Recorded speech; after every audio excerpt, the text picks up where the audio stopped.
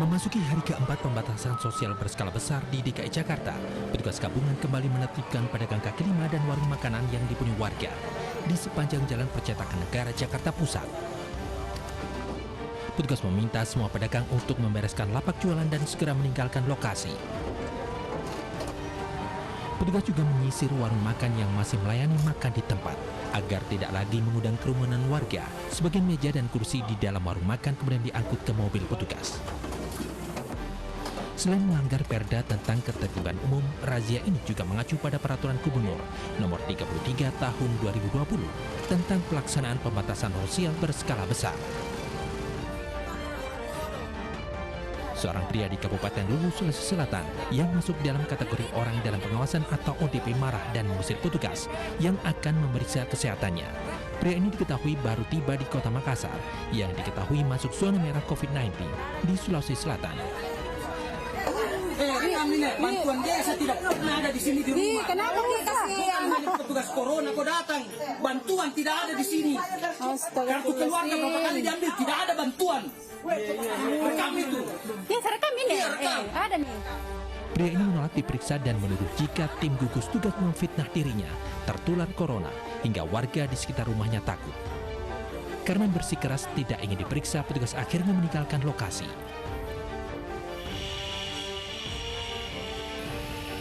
Isak tangis keluarga menyambut kedatangan 3 jenazah anggota Polri yang meninggal dalam insiden dengan anggota TNI di distrik Mamberano Tengah, Kabupaten Mamberano Raya, Minggu 12 April kemarin.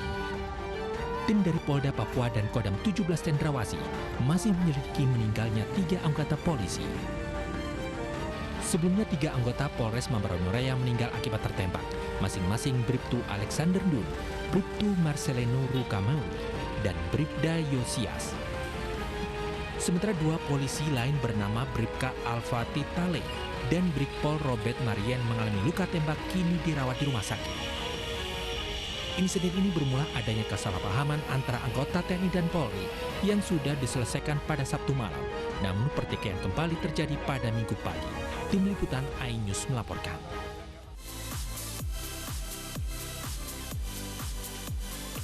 Selamat sore, selain 3 informasi utama tadi, Anu Sore juga akan menghadirkan informasi lainnya, yaitu seorang pemudik dari Jakarta kabur saat menjalani masa karantina di Geraha Wisata Niaga Solo, Jawa Tengah. Dan 26 anak buah kapal motor Lambelu positif terjangkit virus corona setelah menjalani pemeriksaan oleh tim gugus tugas percepatan penanganan COVID-19 Sulawesi Selatan. Saya Abraham Silaban, Anda menyaksikan Anu Sore.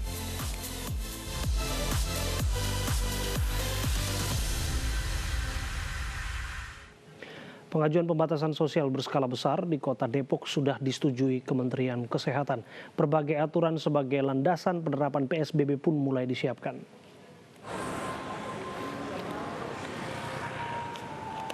Pemerintah Kota Depok mulai menyiapkan aturan untuk penerapan PSBB yang telah disetujui oleh Kementerian Kesehatan. Nantinya penerapan akan dilakukan jika aturan telah selesai dibuat. PSBB diharapkan mampu mencegah penyebaran COVID-19.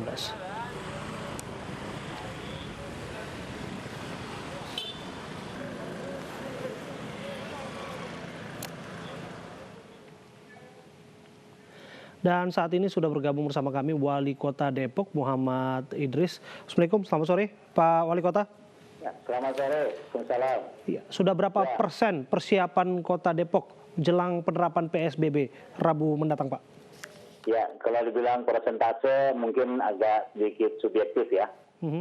Karena ini permasalahan-permasalahan yang sifatnya taktis, teknis. Tapi kalau dari sisi strategis, memang sudah kita siapkan sebelumnya sejak kita memberlakukan merumahkan kegiatan-kegiatan warga dan masyarakat, baik sekolah, bekerja, bahkan ibadah yang sudah kita lakukan di masyarakat. Sebelum PSBB akan kita berlakukan. Ya, kemarin sudah keluar peraturan gubernurnya, bahkan sudah keluar SK gubernurnya, sehingga hari ini sudah selesai juga peraturan wali kota dan SK wali kota untuk penerapan teknis tindakan-tindakan yang sifatnya taktis untuk kita mulai bersama-sama 5 kabupaten kota, yaitu Bogor, Bekasi, dan Kota Depok. Kita sudah sepakat, dan atas arahan Bapak Gubernur Jawa Barat, kita akan berlakukan mulai pada hari Rabu jam 00. Seperti itu. Oke, ada statement yang mengatakan bahwa PSBB di Depok tidak akan seketat di ibu kota. Barangkali bisa dijelaskan Pak mengenai statement ini. Ya, ini kesan mungkin ya. Kalau dari aturan-aturan kegiatan-kegiatan yang sudah dilakukan di ibu kota, bahkan kita boleh dibilang menjiplak ketentuan-ketentuan yang ada di ibu kota.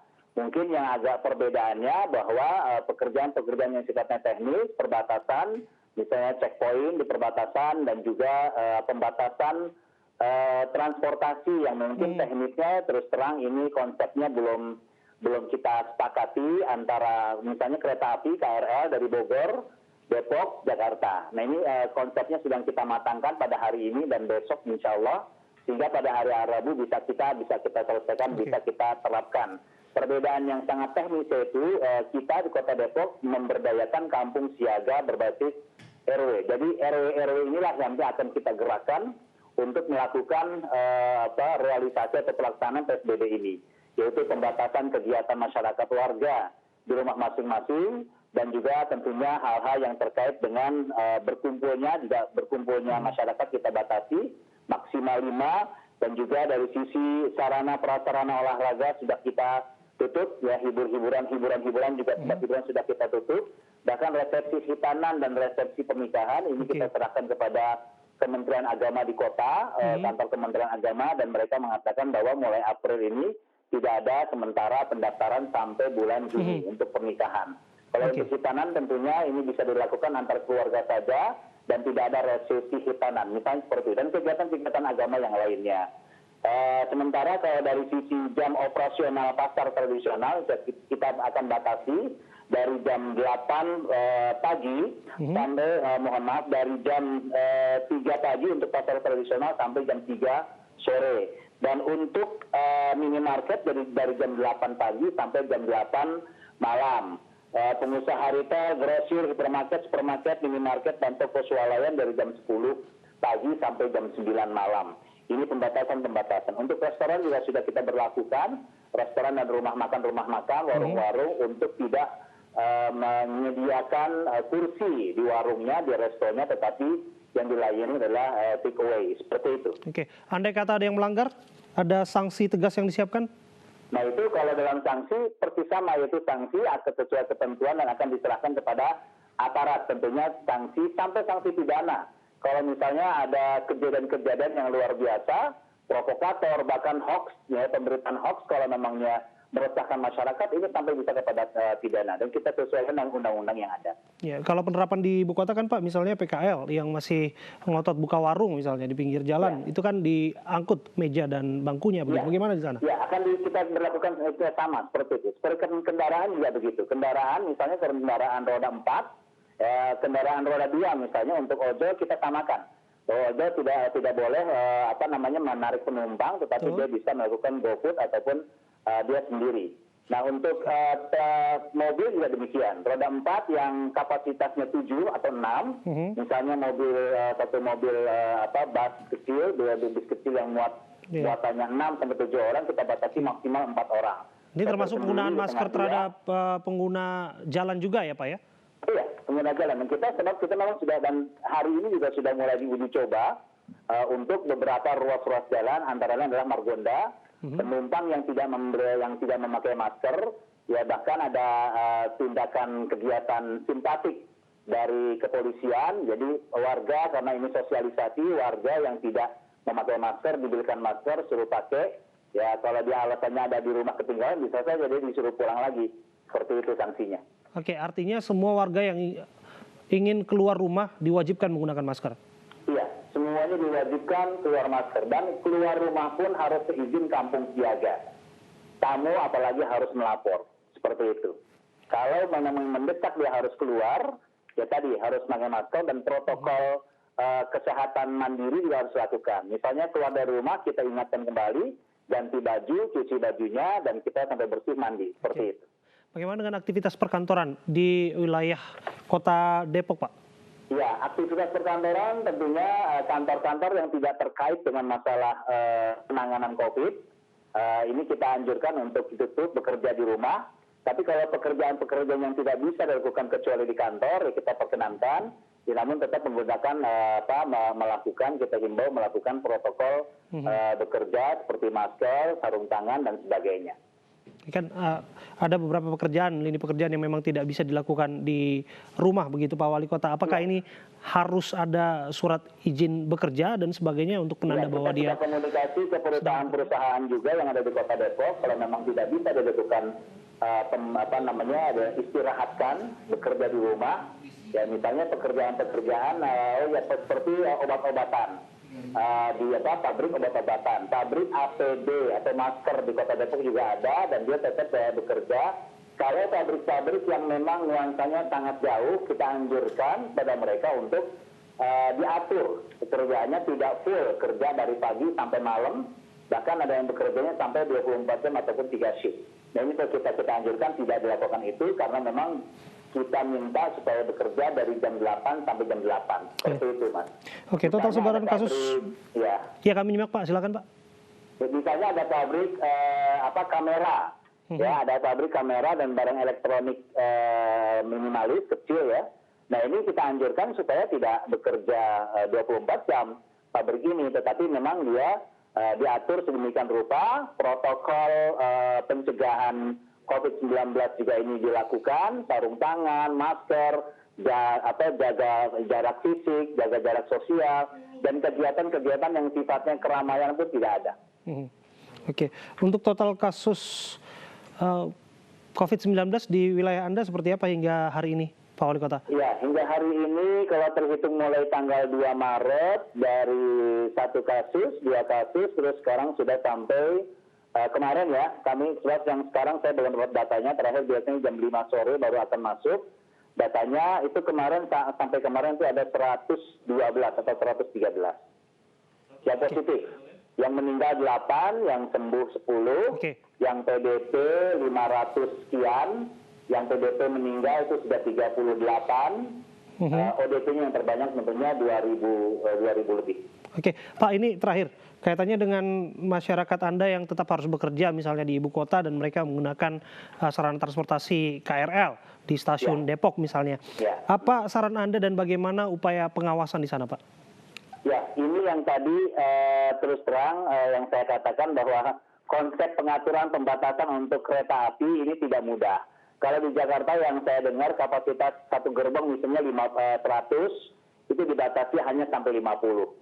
Ya, kalau saya hitung sih secara kasat mata kalau duduk saja itu nggak sampai 100 kapasitasnya, paling 70 paling banyak. Ini harus dibatasi sampai 30. Cuman kan di situ ada misalnya ada 10 gerbong. Ya, ada 10 gerbong. Di situ kan dari Bogor, bahkan ada yang dari Sukabumi, dari Bogor terus Bogor itu ada 3, Bogor, Cilebut, ada Bojonggede, Citayam. Nah, Depok ini ada Depok Lama, Depok Baru, Pondok Cina, UI, ya Gunadarma, ya lalu nanti ada Pancasila sudah masuk Jakarta. Nah, ini tidak mudah untuk membatasi 40-30 orang. Pembagiannya gimana? Solusinya adalah bisa pakai penambahan gerbong, penambahan operasi kereta api, ya yang dua ruas ini relnya. Nah, ini penambahan gerbong atau penambahan operasinya. Tapi ini pun tidak mudah, kita serahkan kepada PT KAI untuk pengaturan itu. Yang jelas kita sama dengan DKI bahwa misalnya satu gerbong kapasitas hanya bisa diisi 50%. Seperti itu. Yang duduk normal ya, bukan jubel-jubelan sesak-sesakan sebagaimana kita lihat. Tidak seperti itu. Kalau itu bisa sampai 200. Ya, malah bahaya lagi. Tadi pagi masih kita lihat di Bogor desakan-desakan dan juga kerumunan orang yang luar biasa. Ya, karena tadi kabarnya di Jakarta ada pembatasan, sementara Depok dan Bogor belum ada pembatasan. Ya, insya Allah kalau hari Rabu ini konsep besok bisa selesai, bisa kita terapkan.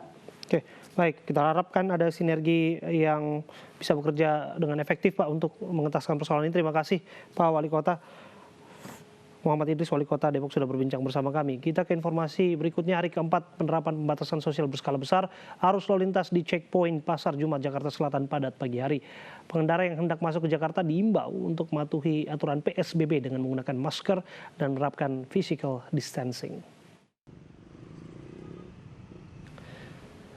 Kendaraan baik roda 2 maupun roda 4 yang madati ruas jalan di checkpoint Pasar Jumat mayoritas berasal dari arah Depok maupun Tangerang. Petugas gabungan TNI, Polri, dan pemerintah Kota Jakarta Selatan mengecek satu persatu kendaraan yang melintas serta pengendaranya di checkpoint perempatan Pasar Jumat. Dari pengecekan ini masih dijumpai sejumlah orang yang tidak menggunakan masker. Selain itu, beberapa kendaraan roda 4 juga disarankan untuk mengganti posisi tempat duduk agar sesuai dengan penerapan jaga jarak antar penumpang sesuai dengan ketentuan PSBB. Petugas mengaku sejauh ini masih persuasif dengan mengimbau serta sosialisasi kepada masyarakat terkait penerapan PSBB di Jakarta seperti kewajiban penggunaan masker dan penerapan physical distancing. Kita hanya menindaklanjuti perintah dari gubernur, jadi kita hanya himbau dan kita pakai ya. Kebetulan warga masyarakat kita masih patuh, tidak ada istilahnya penolakan atau pengeyelan hingga membuat petugas menjadi clash atau bagaimana. Sementara masyarakat masih patuh karena himbauan ini himbauan yang baik.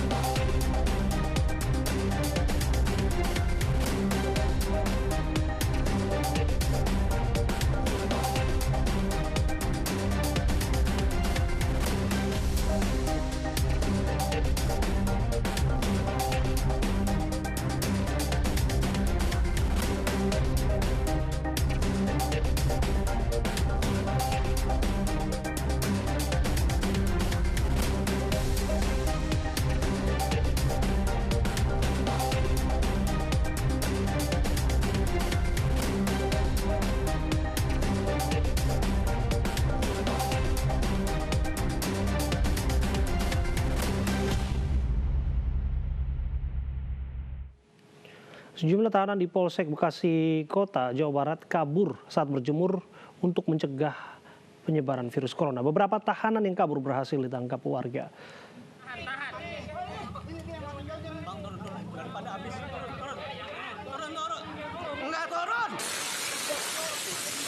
Beberapa tahanan yang kabur dari Polsek Bekasi Kota ditangkap warga Perumnas 1, Kecamatan Bekasi Barat, Bekasi, Jawa Barat pada hari Minggu kemarin. Hingga kini setidaknya 3 tahanan berhasil ditangkap dan beberapa lainnya masih dalam pencarian Reserse Kriminal Polres Metro Bekasi Kota serta beberapa petugas dari Polsek lainnya.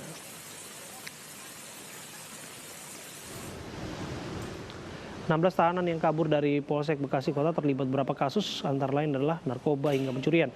Juga kaburnya para tahanan dengan menjebol jendela tralis besi yang digunakan untuk membusuk tahanan. Kini, kasus kaburnya 16 tahanan ditangani Polsek Bekasi Kota dan Polres Metro Bekasi Kota.